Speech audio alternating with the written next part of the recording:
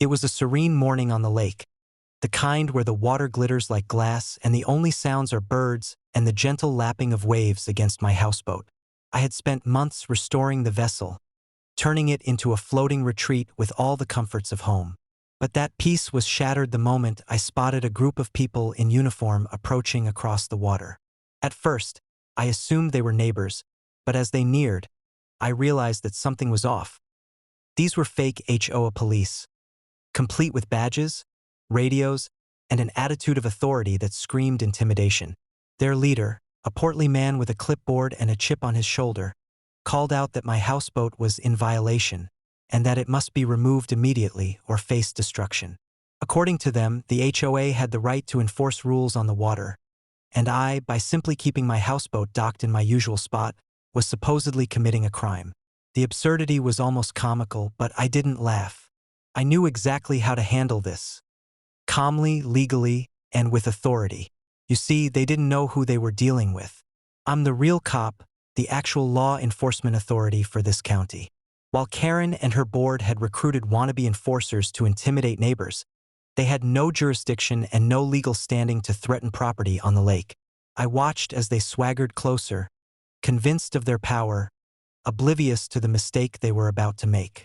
I stepped onto the dock, uniform and badge at the ready, and addressed them calmly but firmly. "Step back," I said, projecting calm authority. "You have no right to threaten this property. Any attempt to damage or remove this houseboat constitutes criminal trespassing, destruction of property, and impersonation of law enforcement. You are out of your jurisdiction entirely." Their confident smiles faltered immediately.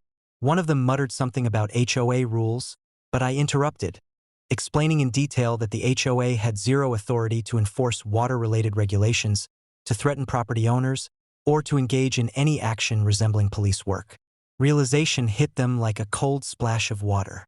Their bravado vanished, replaced by hesitation, confusion, and a deep, creeping fear.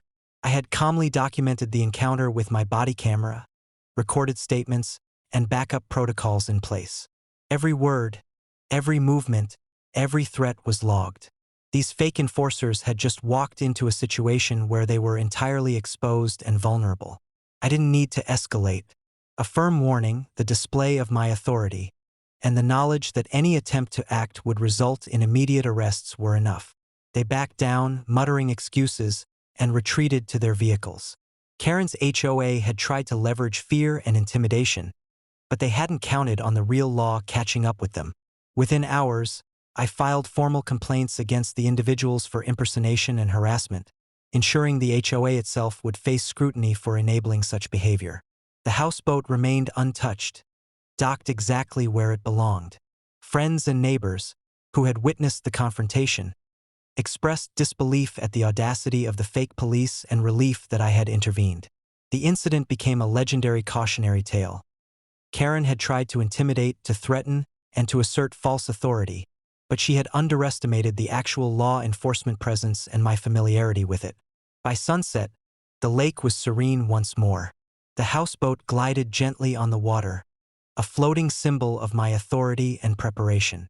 Karen's HOA had attempted a bluff, but they had been called, quite literally, by the real law, and they had lost. The lesson was clear. Threatening property is only effective when authority is real, and attempting to intimidate someone who actually enforces the law is a fast track to disaster. My houseboat stayed, the lake was peaceful, and the fake HOA police would never forget the day they faced the real cop.